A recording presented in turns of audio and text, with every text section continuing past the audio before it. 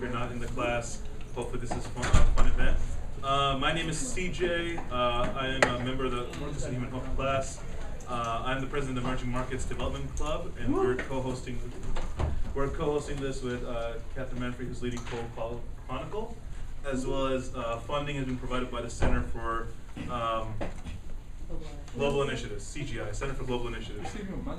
They gave us some money, yes. So that's my shout out. So just to, I'm going to let Frank and Veronica, who are professors, I'll do a brief introduction. Frank and Veronica, both professors at Darden. They are, along with Saraswati, leading our Markets and Home class. I'll let them do an introduction of the event. But we will be having 8 speakers going through really quickly today, talking different topics that they are passionate about. So we'll keep it a good clip, and then at the end we'll sort of, me and Catherine will close it out. But with that, can I invite Frank or Veronica to come here and kick us off? Yeah.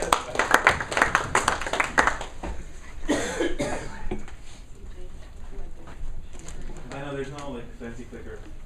There is no fancy clicker? I don't know how to set up a fancy clicker. No, you're fine. Okay. Technological challenge. So let me just start by saying, so I'm Veronica, or that's fine if you don't know me yet. We usually have a public presentation of Markets and Human Health at the end of the year, but our current students couldn't wait to tell you about what they're doing. So we're doing this for the very first time, telling you we are trying to do for the next 9 months. Markets and Human Health, of course, this is the 7th time we're doing this, and we're going to tell you more about the course just quickly. We're doing this because it's not easy. It's a challenge. So if you read about that, we're trying to design and create new things to solve problems. And it takes some,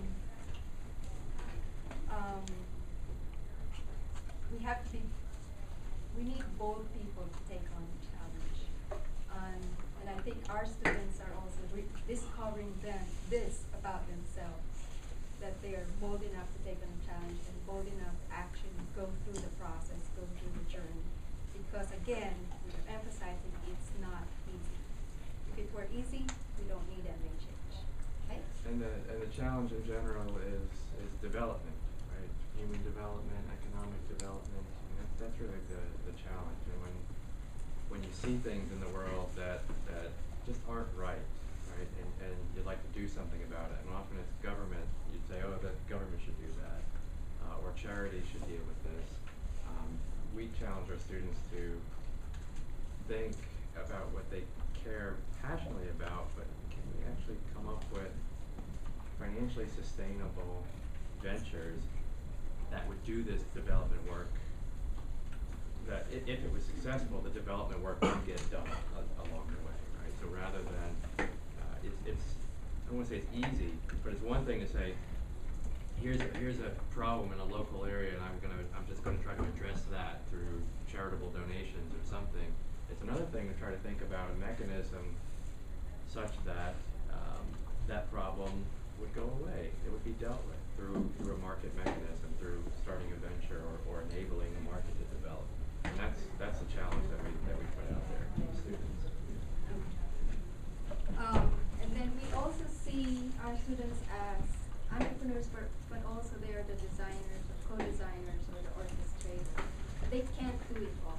There are many parts of the problem that need addressing, and we're not telling them to do it all. So partnerships are important. Designing and co-designing is important, but you want them to think about the core of MHH, which is the human beings. We say it's easy to forget about them.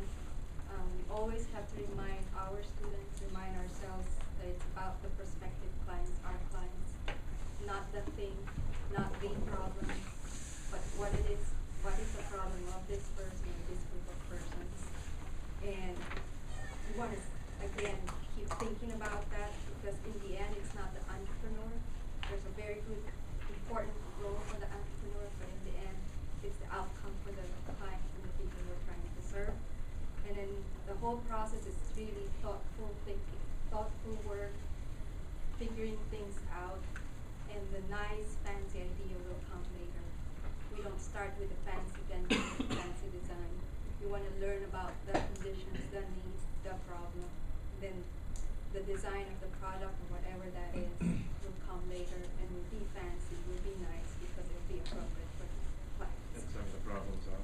And some of the problems are, they will talk about in the next 40, 45 minutes, but this is just a good, at a glance, listing of what they're trying to tackle this year. Okay? So some in education, finance, There may be some, et cetera, et cetera. But this is one representation of what the students are thinking about. But then we can probably just dive right, into and then if there are any mistakes on this list, it's my problem, not okay? That's typing while meeting. At the same time, right. Okay, so who's CJ. the first? Awesome. So with that, we'll get started. With student And I'm sorry, and we really want to thank CJ, Catherine, and all the MHH students for pushing this. Right, again, we always require a public presentation at the end of the school year. They pushed for one in addition to that right now about the problem. Go ahead. Sorry, and one last point. It might be too late to sign up for MHH as a course, but it's not too late to be part of the MHH community. We need partners, because it's not a solitary journey. All right, go. All right, so go first, so let's get this started. Perfect, all right. Excellent. Well, I want to thank everyone who came out today just to hear us talk about problems. I think this is going to be a really fun hour or so we have with all the speakers we have lined up. And I want to thank Frank and Veronica, and especially CJ and Catherine for getting this all set up and getting us the opportunity to do this. So let me dive right in because I don't have much time. The problem I'm going to talk to you all about today really concerns the student debt crisis. Now, I'm thinking about a particular aspect of the debt crisis. I'm thinking more about the way low-income students interact with student debt. But overall, this is a really big problem that the United States is going to increasingly face. So behind me you see a graph of the rising costs over the last 30 years. Costs in higher education have risen almost 600% since the early 1980s. At the same time, you see mean income growth rates also charted there, as well as healthcare and medical costs, all in the United States as well. Despite these rising costs, however, we've also seen more students going to college than ever before. And this is across all income quintiles, from low-income students all the way to high-income students. But students aren't graduating from college at the same rates. Now, there have also been increases in student graduation rates across incomes, but they've been very unequal. So if you were a student, if you were born in the 1960s, and you were born into a household in the top income quintile, your graduation rate from college, when you went to college, was about 36%. Fast forward a generation, to my generation, people born in the 1980s, and then who went to college, their graduation rate for the top income quintile ended up being about 56%. Over the same time period, if you were poor, if you were in the lowest income quintile, born in the 1960s, your college graduation rate was 5%. Fast forward a generation, and that went up to 9% for students born in the 1980s. So the growth has been pretty weak for students in the lowest income quintile, and there are a lot of reasons for this. This can be part of what I'm talking about. I'm more interested in the financial aspects of it, but there are also things lurking in the background that I'll mention briefly. Another thing that's sort of going on in the background is, as these costs have risen, some of the primary policy needs, the solutions government comes up with to solve these problems haven't been rising at nearly the same amount. So Pell Grants have risen about 219% since the early 1980s, but risen from a cap of about $1,800 to $5,700 now, and very few people actually qualify for the max Pell Grant amount. So why is this an MMH problem? Well, low-income students already face massive barriers. You can see some of the things I've listed up here, but as I've really begun to sort of unravel this problem and think about it a little more critically, one of the things I've started to wonder is if this, in some aspects it's financial literacy, in some aspects it's sort of just the other problems that low-income students face in graduating from college, and whether or not the aspect of financing college for low-income students is actually part of a symptom of a greater problem, perhaps. That's something I'm going to be thinking about as well. But right here in our own backyard, we actually have a really excellent example of how this is actually affecting students right here at UVA. Access UVA was a program created about 10 years ago by the university, and it was really designed to mimic a lot of the financial aid policies of the elite private institutions in the United States, Ivy League schools, schools like Stanford, that take low-income students and basically give them 100% funding, no loans, in order to go to college. This is going to be true for low-income students at UVA and has been for roughly the last 10 years, since about 2004. As UVA's want to do, this was actually one of the quotes they used in their marketing materials in thinking about attracting more low-income students to the university and why they were sort of the raison d'etre for doing the Access UVA program to begin with. Fast forward to just this past August, and the Board of Visitors back in August voted to actually reduce or roll back some of the programs that around Access UVA. And one of the key things they did was they actually replaced all of the scholarship, the grant aid that the lowest income students at UVA was getting, and replaced it with loans. So one of the key things about this was that low-income students before, who were not having to take out any loans to attend the university, were now having to take out about $7,000 a year, and that begins with this incoming class of undergraduates at the university. So why is that a big deal? Well, this was one of the unfortunate quotes from the vice rector of the university when he was talking about why this was a good idea. He sort of cited egalitarian grounds, forgetting that at the end of the day, one of the things that's lurking beneath this is the idea that low-income families, students in particular, are really sensitive to the sticker shock, the price of education. If you're a family of four making $26,000 a year, trying to survive on that, and you have a bright student who wants to go to the University of Virginia, assuming they're in state, the total cost of that education over 4 years is going to be over $100,000. And so just the sticker shock for a family making, say, $26,000 a year that might qualify for a lot of aid actually keeps them from going to these schools, notwithstanding the amount of aid that they might end up qualifying for anyway. So they're very risk averse. They don't like to take on a lot of debt, and they prefer schools that are going to fully fund them, obviously, like most people would. But they also don't understand why this actually still might be a good deal, even if you're taking out $7,000 a year in loans, why this might be important. Now, one of the other things I've thought about is innovation in this space is hard to think about, because I think a lot of the problems when you think about student loan debt, a lot of the solutions perhaps even, are connected to public policy, right? Things the government can do, laws the government can pass or change in order to affect a lot of the dynamics we're seeing in the cost of education and the amount of debt, student loan debt Americans are holding. There are a couple of examples of innovation that I really enjoyed. Wrap up? I'm up?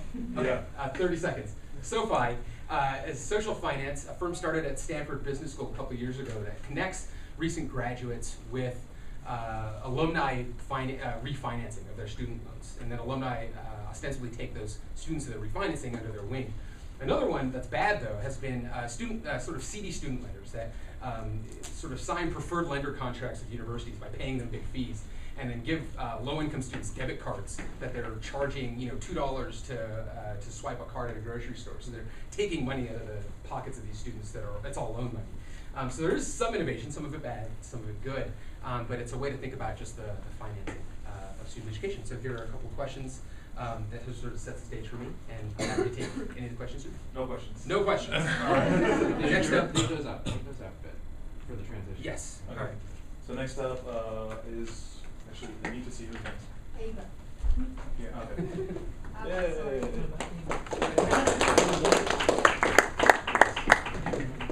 You switch things in? Should be simple. You going? Oh, there you go. So I like pictures, so I'm starting with a picture. This is a client that I dealt with, or not directly, through a microfinance institution in Cameroon. She's a widow who lost her husband and the sole means of living for her family. And her first loan with the institution was $50 to buy ingredients to start a restaurant and a table. She was a vendor to take care of her 5 children. Fast forward, she has 7 loan cycles. The last loan she had when I was leaving was about $500, and she built this shed, which is an attachment to her house. And she has employees. Her kids are helping her work. Her kids are all through school, and she's successful. And it's people like this that make microfinance something that I'm passionate about. Seeing lives, everyday lives, touched. And it kind of really, really comes home to me because I'm someone who's benefited from microfinance. Coming from sub-Saharan Africa, I came from a family, a single parent family, where my mother had a high school education and she had a trade. So she, what she did, she was a seamstress and she had a little business. And when I was 10 years old, she took a $100 loan from a microfinance institution to buy an industrial machine. And that helped her to expand her business and go into tailoring and make men's clothes, which gave more money. And somehow it was successful. She grew and grew and grew. We had insurance, we had health insurance. I was able to afford to go to schools that I would otherwise not have had the opportunity to go to. And I'm here at Darden, so microfinance really works and it's something that I care about. So we're looking at investments in microfinance in sub-Saharan Africa. People don't want to invest in sub-Saharan Africa. And when it comes to microfinance, people are interested but afraid. And this chart just shows the investing landscape. And there's a whole world out there that where people put money together in different types of funds, debt funds, equity funds, into this whole world called the microfinance investing vehicle world. And a lot of the funds go to Latin America because they have systems and for so many reasons. But people are scared of sub-Saharan Africa. So the data just shows that we have about 10% of the investment from a $7.5 billion industry. And just to give you a sense of the issue, it's just about 3% of sub-Saharan Africa that has access to finance. And so think about all the other people who don't have access. And this is a really nice picture that just shows us like the different populations in sub-Saharan Africa. I kind of South Africa there, but it's the number there is 66. But let's go to Congo DRC, which is like right in the center here. It has a really huge population. They have issues with stability and they have some form of democracy. And it's a really, really good market. But as you can see, there's just there's just 254 providers of microfinance. If you look at like how dark it is, that just shows you the population size. And they're way above 40 million. That's a really great market. But it takes 2 years, a minimum of 2 years to start the conversation about getting a banking license. So it takes patient capital. It takes people who are willing to take their time to go and put their money in there. That's just a visual. So here are some of like the problems that I think about, that I care about, and in working a little bit in the industry, I've been exposed to. One big thing is price transparency. Clients get loans and they're happy about it, but the interest rates and the hidden fees are so many, and people there are a lot of mechanisms that there are no mechanisms that help that ensure that clients are not cheated. And so you can have a loan agreement. You're not that educated, and there's so many hidden fees that at the end of the day, you don't even understand what you're signing on to. And regulators, there's not really any strong civil society that's going to fight for the people's rights. There are different campaigns, like the SMART campaign and other campaigns that are working all over the world. But really, when it comes to the actual operational work on the ground, a microfinance institution can sign on to 3,000 campaigns, but we're treating the clients right. But on the ground, everybody to check that, and so many things are going wrong. The next thing is financial literacy. A lot of people come for loans, but they really don't understand that this is a loan. You have to use it for what you're saying you're going to use it for. And you will repay it. And so there's a real big gap when it comes to thinking about finances and being responsible about finances and using your loan for what you say you're going to use it for. Another big thing is proper accounting standards. A lot of the microfinance institutions do not even have proper accounting software. So you have somebody sitting in a corner with an Excel spreadsheet doing, Lord knows what they're doing. And there's no requirement from the authorities to have audited financials, and there's a lot of things that go wrong there. In terms of the macro environment, we have issues with inflation, we have issues with unemployment, we have issues with even the quality of employees, because the quality of the graduates, the quality of people that you want, who want to work in microfinance institutions, is not so high. And so we have people who, and I was giving somebody an So what you're saying is your mother had very positive interactions with microfinance, but for many people out there, They don't have the it's same not, right? experience. And so, and then the issues with operational efficiency, and some of this is investors are not confident in the sector.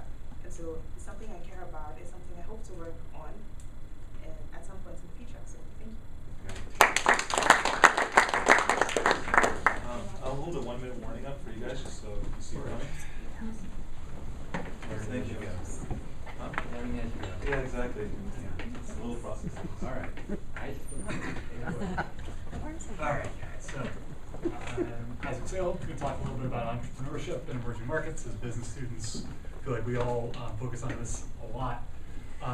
It can be a little bit difficult to measure. It can be a little bit difficult to define. In terms of one way to look at it, this is the World Bank's. They look at new ventures, actual formal business creation, and the reason that that's a lot easier to measure than sort of aspirations of an individual. In part, the formalization makes it really convenient because you actually file paperwork. What we can see is that in high-income countries, this is on a per capita basis, essentially, per 1,000 people. So you can see in rich countries, 4 out of every 1,000 people is starting a new business on average each year, and the rates are much lower across developing countries. If you look at it by income class rather than region, a similar story. And so this is sort of the fundamental problem, that there is a dearth of formal venture creation, formal new businesses being started by entrepreneurs. And I mean, I don't have time to get into why entrepreneurship is important for an economy at this point, but it tends to be. This is an alternative measure of entrepreneurship in these economies. So this is a survey-based measure. It's actually asking individuals, are you an entrepreneur? Are you working for your own business, a new business? I think they define it as less than 4 years old in this survey. And as we can see, the gap is much less here. This is from an academic paper comparing these two databases. And just looking at Uganda, Indonesia, Peru, Jordan, the countries that show much higher self-reported entrepreneurship versus the formal entrepreneurship are emerging markets, sort of as we would expect. There's much more informal job creation, informal businesses that people are either starting or working in. With that said, there's actually an economist named William Baumol, I think I'm pronouncing that right, who theorizes that the level of entrepreneurial activity actually doesn't vary between countries. What varies is where this energy is being directed. And this is one way of showing that, or one piece of evidence that this theory might be correct, that there's a lot of entrepreneurial energy that isn't being channeled to the formal sector. So in addition to this sort of informal entrepreneurial activity, he actually posits that there's negative, that there's destructive entrepreneurial activity going on in these economies in the form of corruption or illegal businesses. So one more way of looking at this pattern, here we've got, again, the formal new ventures by industry. And what you can see is that tradable sectors, right, wholesale and retail and finance get a disproportionate share of new businesses in emerging markets, whereas the service economy is much less represented there. All right, turning to influences. Here's a big list. It's in the presentation. Feel free to read through it. I'm breaking this list of influences down into two main categories. Much of the research focuses on, didn't get that slide in time. Much of the research focuses on government-driven solutions. So if you look at R&D transfer, government policy, government entrepreneurship programs, there's also, since the World Bank is sort of a big player here, they love their own ease of doing business surveys, so there's lots of research showing correlations between the ease of starting a new business and new business creation. The parts that I want to focus on, though, are market-driven outcomes. In particular, finance, education, and then this really fuzzy notion of social and cultural norms. Finance is the easiest for me to talk about. So there's a lack of dedicated venture capital. And that can take the form of angel investors, that can take the form of private equity, venture capital funds. More often though, in developed countries, it's your own resources that start businesses. And the top 3 sources of funding for new ventures in the United States is your own savings, friends and family savings, and mortgages. It's all resources that are available to relatively well-off people in wealthy economies that you're just not going to have for the average person in a much poorer place. In terms of education, this includes business training. Turns out it can be helpful in starting and running a business. In addition, financial literacy is a big area that there's been some research on. And then sort of the science and technology and engineering, the education that helps do the R&D that forms the backbone of a lot of successful ventures. Finally, social and cultural norms.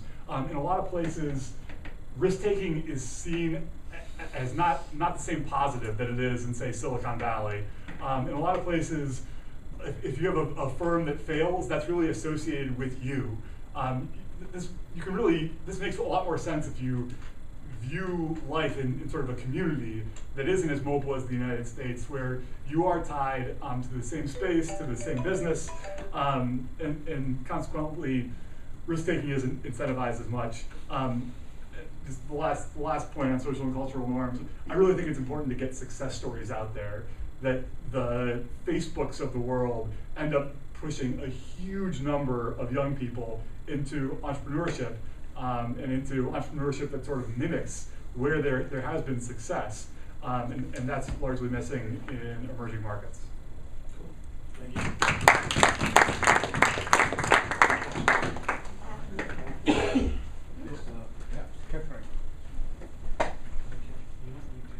Exit your PowerPoint to show the slideshow.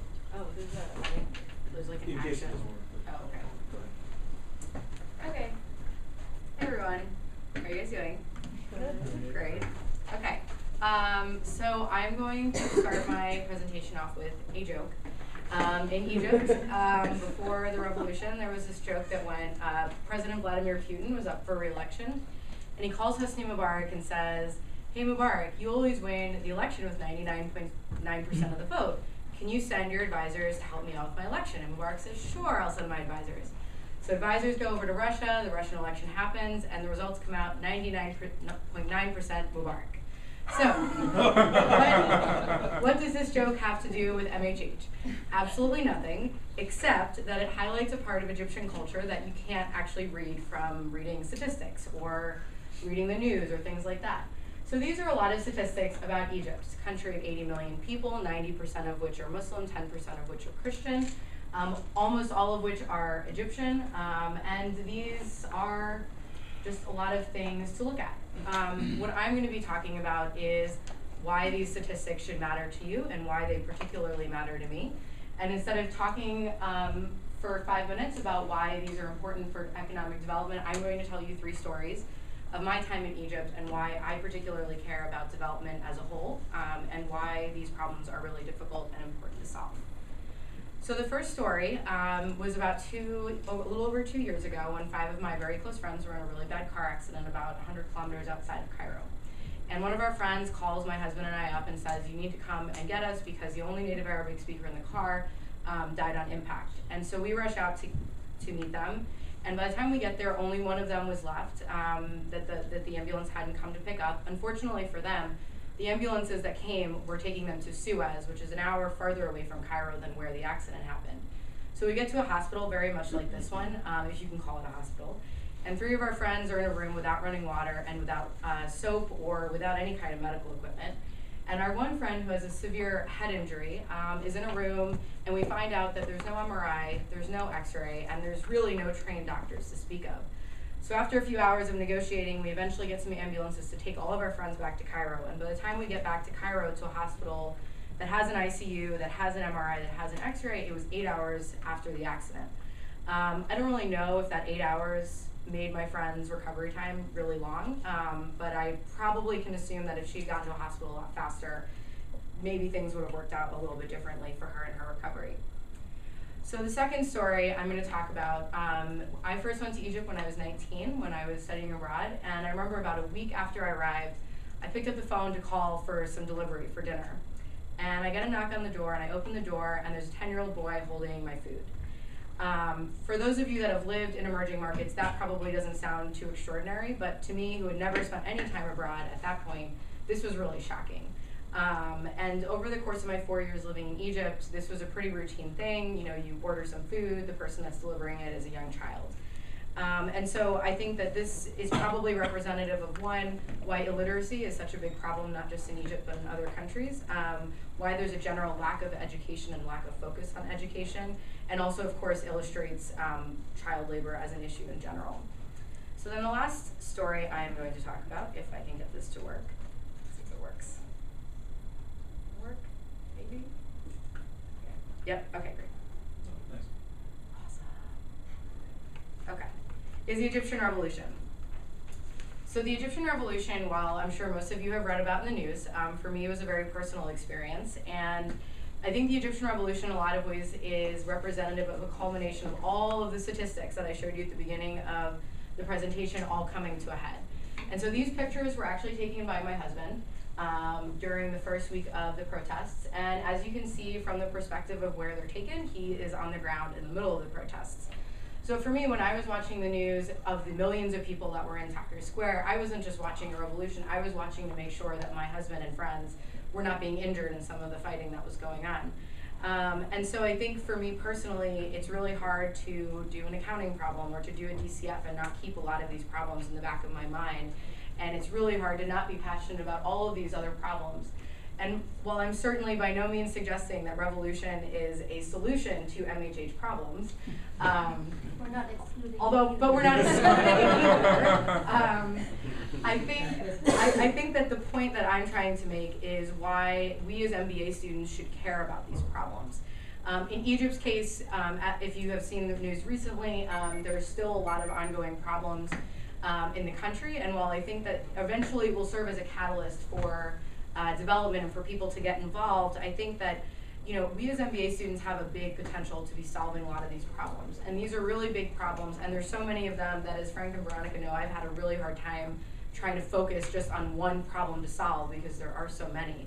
And so I think that I hope that these collective experiences have maybe shown why I personally care, have shown a little bit about the people that would be affected by solving these problems, and maybe encourage some of you to get involved in starting your own MHH ventures. Thank you. We have time for one question. Oh, I have one question. Great, awesome. Does anyone have a question? Someone's question, CJ. Okay. Do you have a question? So what is the MHH problem in Egypt? There's so many MHH. Which one is it? So I am going to be working on something similar, I guess, to Isaac, and looking at how some kind of combination of venture capital and like technical assistance to try to help people start businesses, but also providing them to training with which to do that, or something. Thank you. You're in this one. You're up. Yes.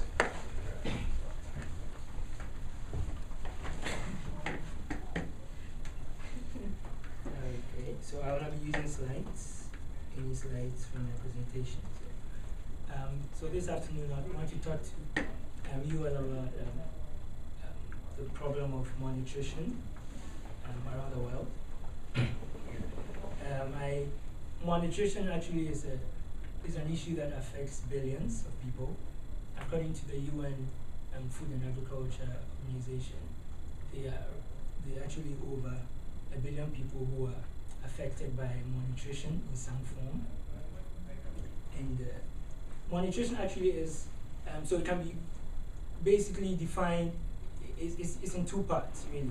There's overnutrition, and which is basically obesity, and undernutrition. Undernutrition, which is the most lethal kind, is basically inadequate proteins and energy and micronutrients for proper growth and development, and overnutrition is the excess of these nutrients, right? Traditionally, undernutrition basically has occurred most often within developing countries, right? With overnutrition being a mainstay in the developed advanced countries. But most recently, interestingly, the dynamics have changed a bit in that there's a growing rate of overnutrition in developing countries, especially in the urban areas. So this is leading to sort of like a double burden of the problem, and it's making it a bit more complicated to tackle. I am going to focus primarily on undernutrition because it accounts for probably about 97% of the problem around the world. And the areas which are the hardest hit are basically, like I said, developing emerging economies. Asia and the Pacific lead the pack. Sub-Saharan Africa is next, and Latin America, some parts of Latin America are also coming in a third. So, but interestingly, I'm not talking about solutions yet, but they are very basic, low-hanging fruit opportunities in these areas which can basically address this problem.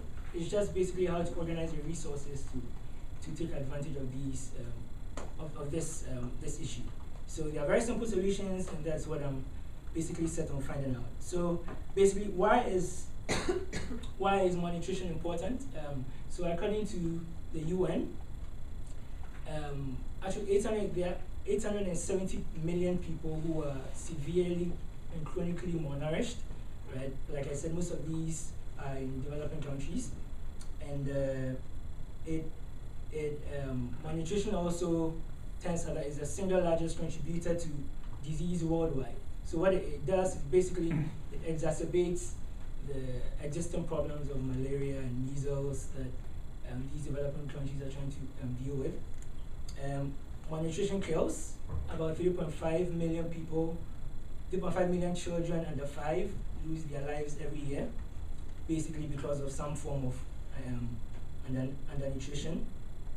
Malnutrition also stunts and reduces mental growth and development, right?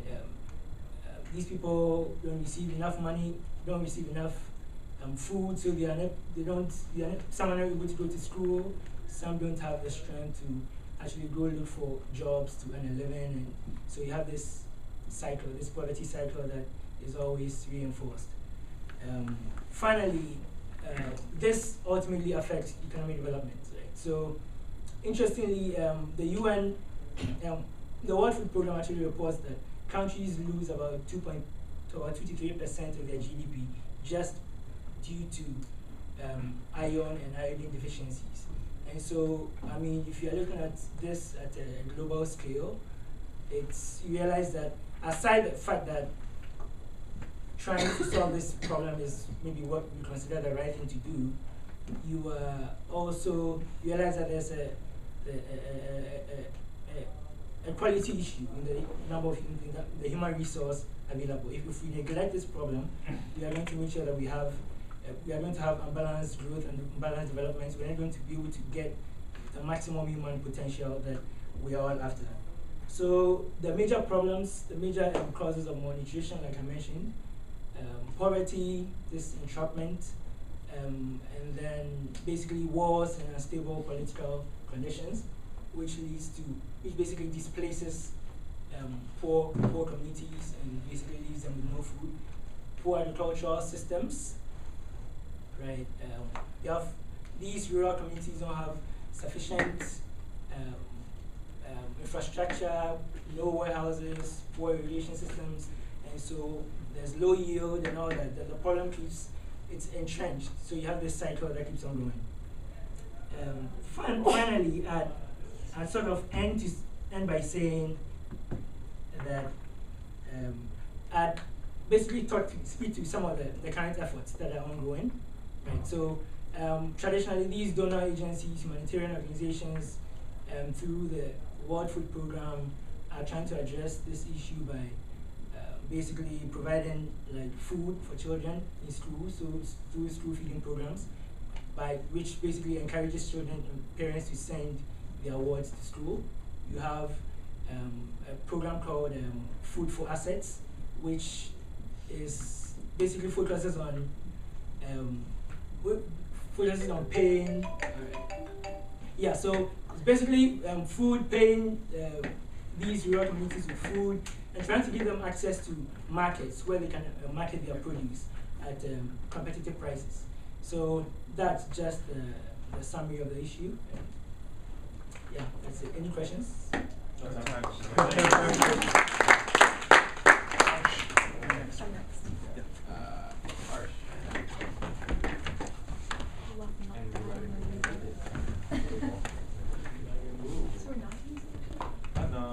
it.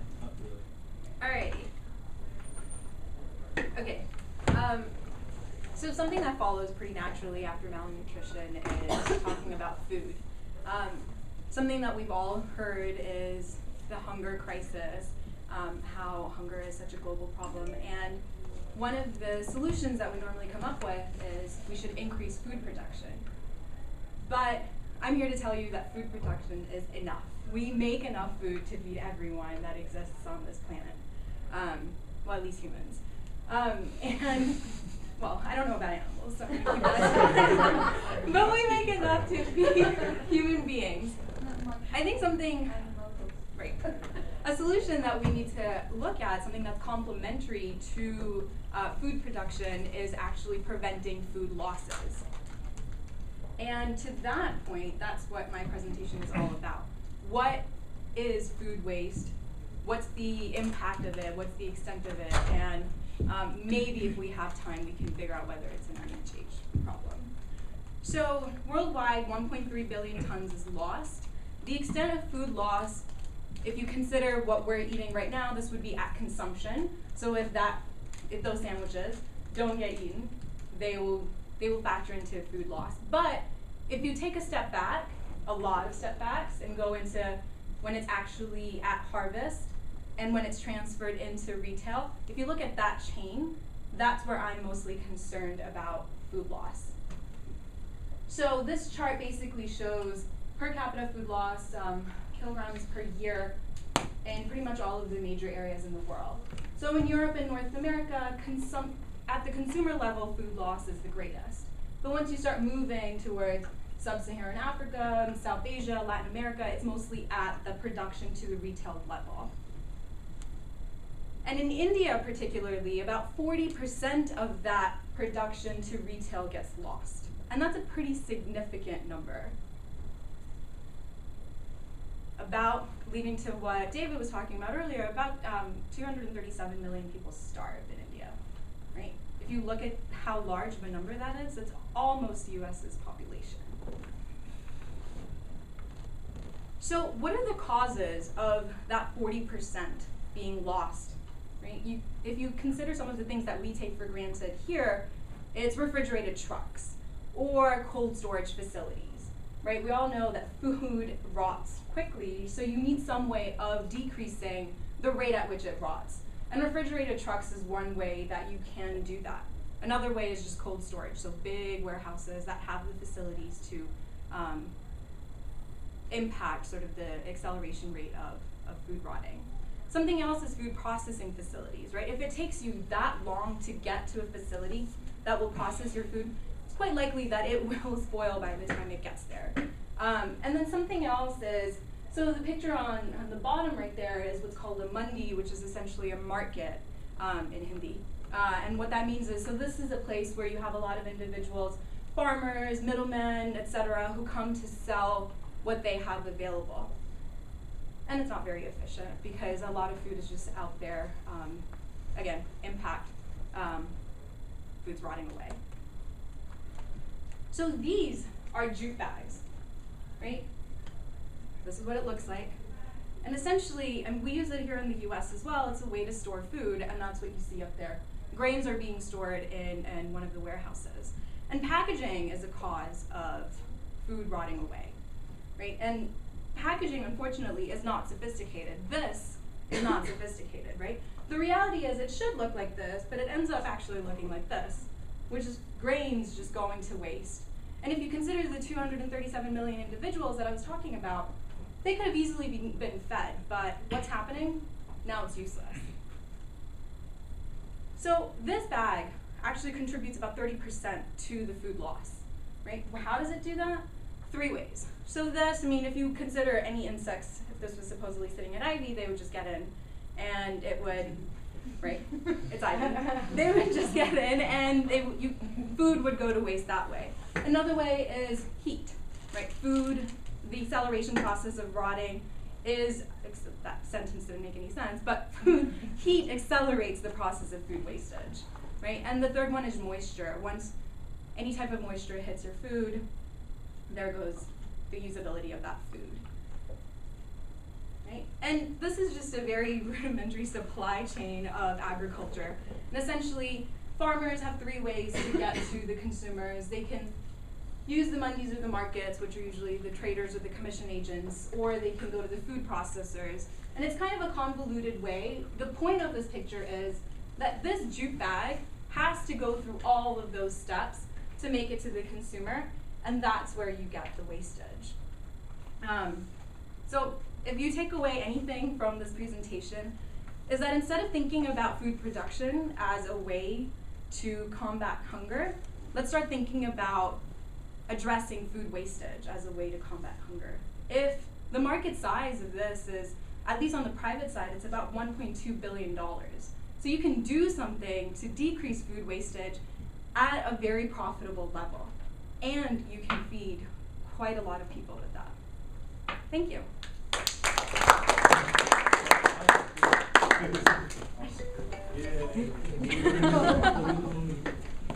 You practice beforehand? Awesome. Hi, my name is Tian from China, and I'll talk about a problem that I care about in China, which is the rural farmers in China. You have heard a lot of China. It has been growing really fast in the past 3 decades, but all of this growth comes from the coastal places where you see the industrialized cities. You see people go to work in the plants, or like me, who had a great education and work for multinational companies. But there are a group of people in China that are not the same group of people you can see. Now, want to focus on them. This is a typical picture for people like that. So this is a painting actually. It won one of the award. This is how they look like, because they've been spending their whole life just dealing with agriculture, farming, and they have to deal with all kinds of weathers, all kinds of conditions, and all they can get is not much. And this is a typical working setting. They have to use the very traditional, the way that our ancestors used. Been doing this for 2,000 years to grow the food and the plants there. You can use different animals, but it's very traditional and low productivity. This is the number that I can collect from the Chinese Bureau of Statistics China. When you deal with a number in China, it's usually have a lot of difficulties. First, you couldn't get enough data, and second, if you get data, you always want to discount a little bit. So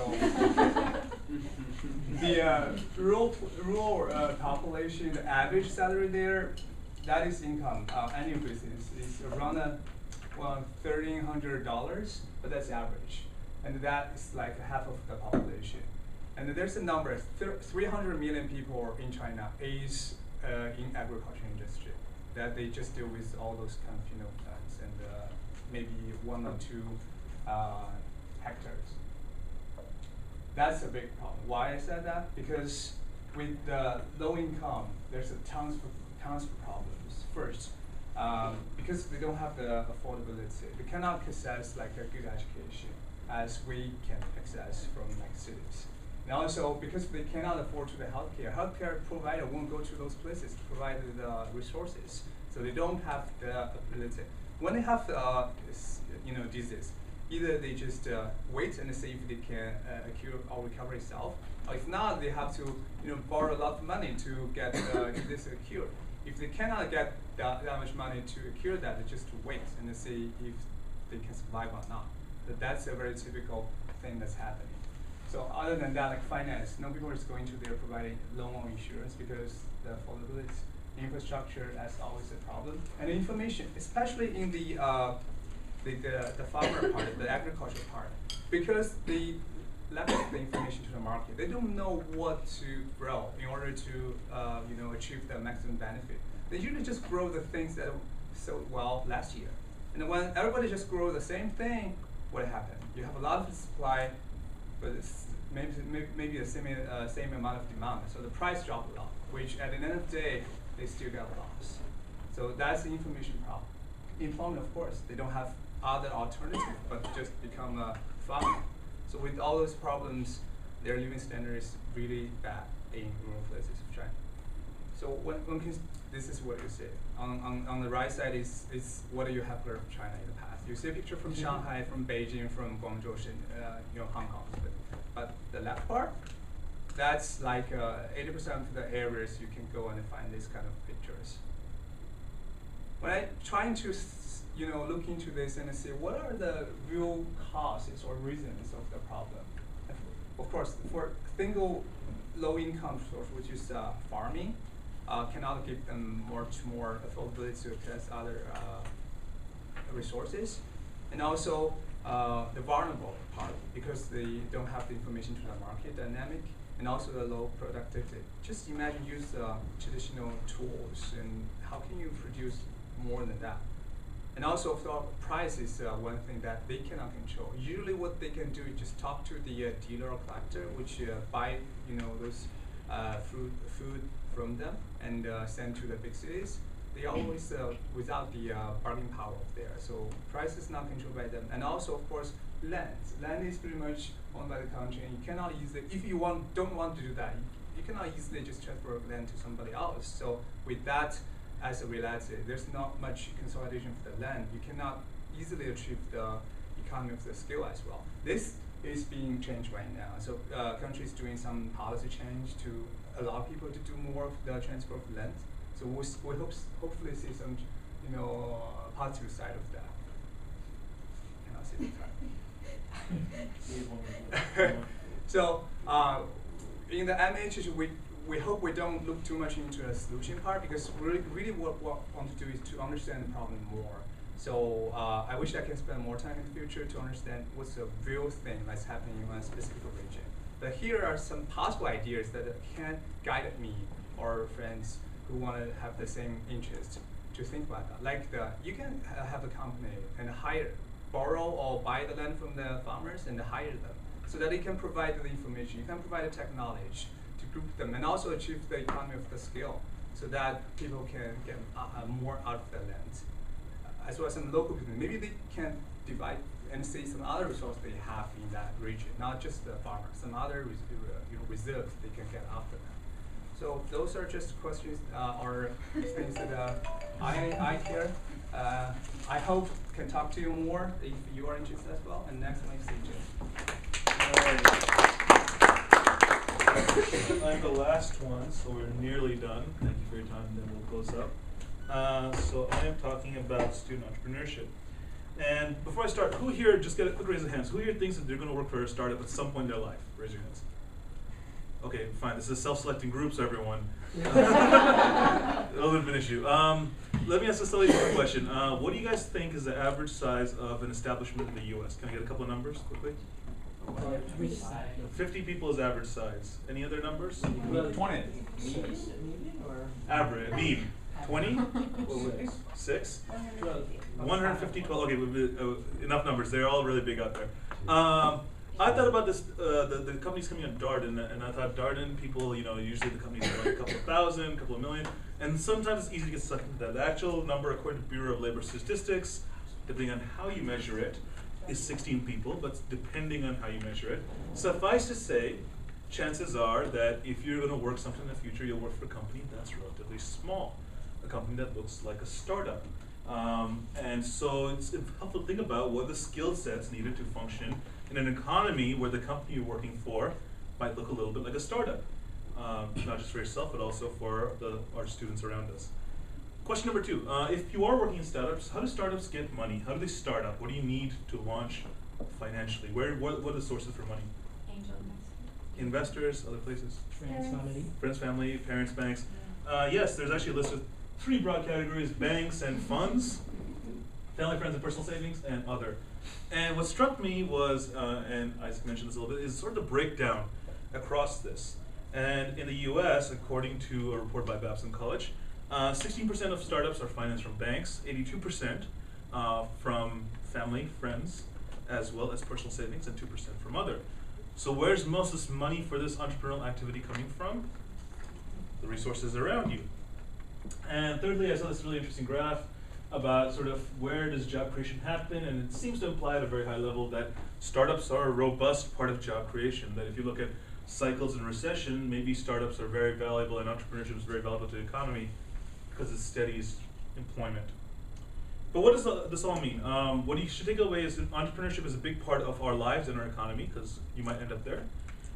People do it all the time, and they do it with locally available resources. And in some sense, it might be the most reliable form of employment available. That's what entrepreneurship is.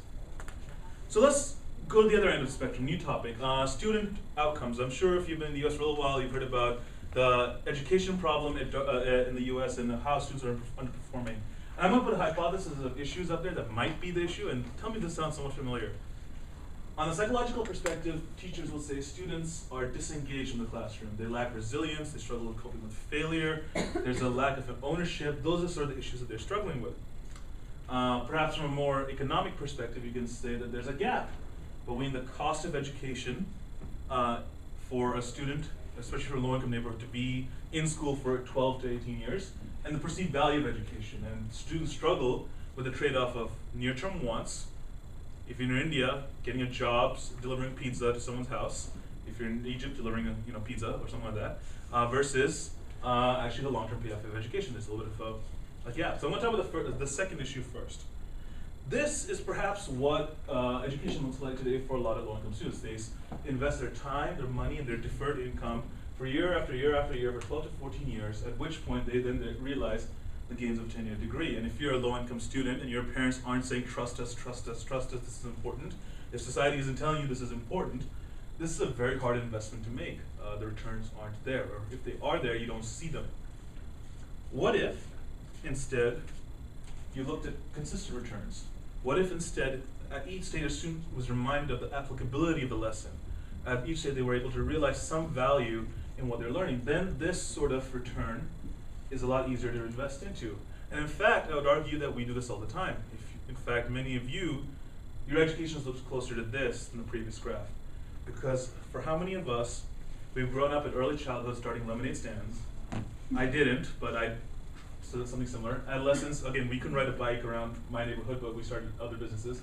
Did a newspaper stand. Or as a young adult, you've dabbled as an entrepreneur. Maybe you've, joined a club on campus and started a small business.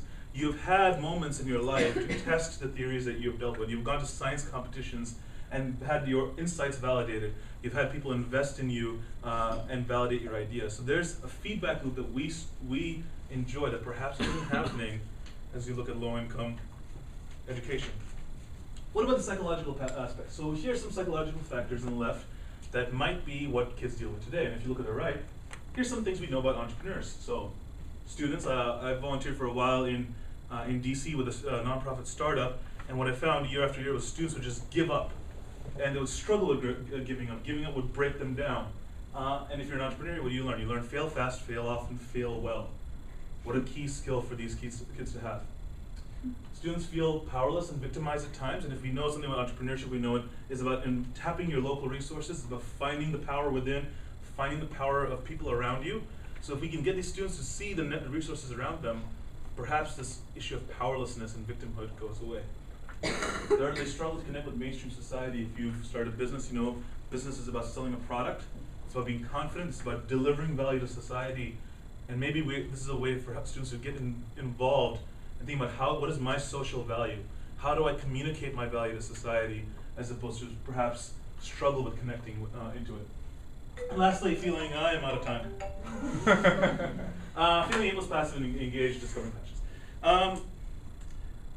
Closing thoughts. I mean, it's really speaking. I don't have a solution, but my thesis is that if we can get kids to think about entrepreneurship as a thought process, as a viable option, if we can bring some of that into our curriculum at an earlier and earlier stage, how much can we inspire them to look at their own resources and make a difference in the world around them? What will this do to our economy as an innovation pipeline? And what will this do to leading more empowered leaders to sit in our classroom around us from different backgrounds? I'm done with my presentation. just some closing thoughts. Thank you all for those of you who came. As second years, I think everyone in this classroom can attest. You have one shot at Darden to engage what you're passionate about. You have one life to live. Do use this time to pursue what you really care about. I think this was what this was about. It was students sharing what they're passionate about, what they want to do with their time, and we hope all of you will do the same with your career at Darden. So with that, thank you very much. Grab some food on the way out. And